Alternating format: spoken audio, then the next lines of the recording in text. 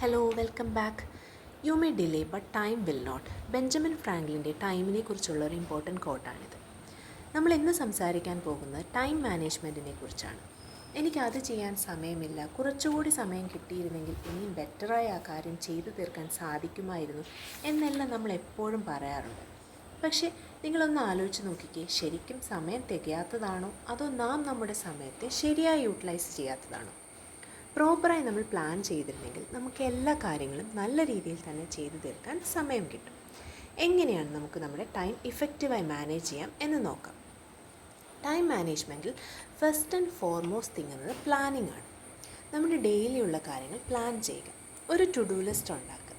ഇന്ന് എന്തൊക്കെ കാര്യങ്ങളാണ് നമുക്ക് ചെയ്യാനുള്ളത് അതെല്ലാം നോട്ട് ചെയ്ത് വെക്കുക.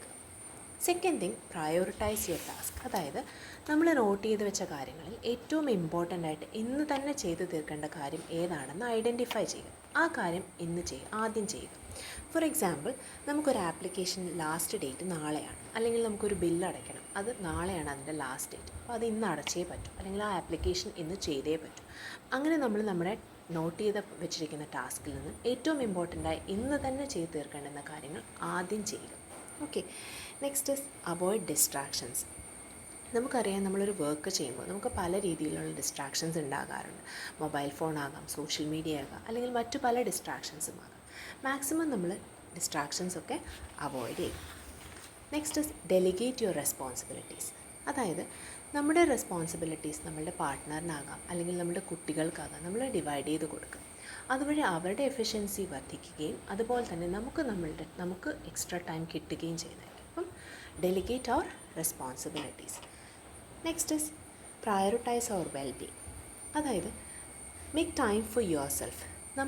നമുക്ക് വേണ്ടി കുറച്ച് സമയം കണ്ടെത്തുക. Okay, take a break, sip a tea. നമുക്ക് വേണ്ടി കുറച്ച് സമയം എക്സസൈസ് ചെയ്യാനാകാം, അല്ലെങ്കിൽ ഉറങ്ങാനാകാം, നമുക്ക് വേണ്ടി കുറച്ച് സമയം മാറ്റിവെക്കുക. വെറുതെ ഇരിക്കാനാകാം, കുറച്ച് സമയം റീഡ് ചെയ്യാനാകാം, നമുക്ക് വേണ്ടി കുറച്ച് സമയം മാറ്റിവെക്കുക. അതുവഴി നമ്മളുടെ എഫിഷ്യൻസി കൂടുകയാണ് ചെയ്യുന്നത്. Next is review or progress. അതായത് നമ്മൾ ഇത്രയും ദിവസം ചെയ്ത കാര്യങ്ങൾ, നമ്മൾ ടൈം മാനേജ്മെൻറ്റ് സ്റ്റാർട്ട് ചെയ്തപ്പോൾ നമ്മൾ എവിടെയായിരുന്നു, നമ്മളിപ്പോൾ എവിടെയാണ് നിൽക്കുന്നത്, അപ്പോൾ നമ്മൾ തന്നെ നമ്മളുടെ കാര്യങ്ങളൊന്ന് അസസ് ചെയ്യുക, നമ്മുടെ പ്രോഗ്രസ് റിവ്യൂ ചെയ്യുക. അതുവഴി നമുക്ക് വീണ്ടും മുന്നോട്ട് പോകാനുള്ള ഊർജ്ജം കിട്ടുന്നതാണ്. അപ്പം ഇത്രയുമാണ് ടൈം മാനേജ്മെൻറ്റിൻ്റെ പ്രധാനപ്പെട്ട ടിപ്സ്. അപ്പോൾ എന്തൊക്കെയാണ്? Planning, first and foremost thing planning. നമ്മൾ ഡെയിലി എന്തൊക്കെ ചെയ്യണം അത് നമ്മൾ പ്ലാൻ ചെയ്ത് വെക്കുക. Second thing, prioritise your task, avoid distractions, prioritise our wellbeing, and then review our progress. അപ്പോൾ ഇതെല്ലാവർക്കും ഇഷ്ടമായെന്ന് വിചാരിക്കുന്നു. ലൈക്ക് ചെയ്യുക.